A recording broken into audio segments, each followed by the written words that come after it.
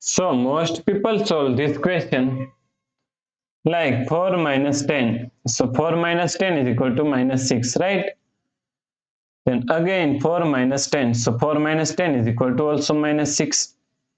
Now minus 6 times minus 6. So minus 6 times minus 6 is equal to 36, right?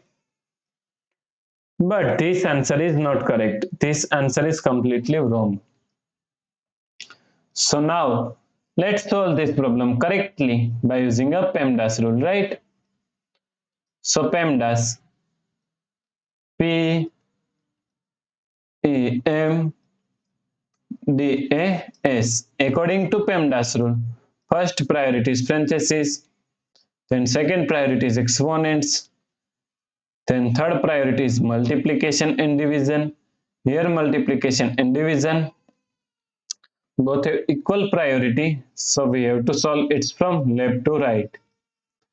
Then fourth and last priority is addition and subtraction.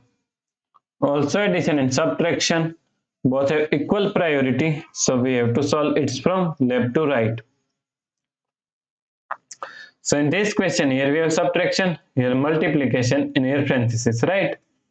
So according to PEMDAS rule, first we have to solve parenthesis.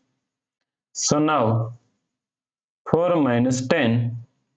Now solve this parenthesis first. 4 minus 10 is equal to minus 6. So times minus 6, right? Now here we have subtraction and here multiplication. So according to PEMDAS rule, first we have to solve multiplication.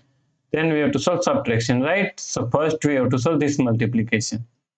So 4, now solve this multiplication, minus 10 times minus 6 is equal to plus 60, right? So 4 plus 60 is equal to 64, right? So the correct answer is 64. If you like this solution, then please like, share and subscribe Virakti Education YouTube channel, and also do not forget to comment your answer. Thanks for watching this video.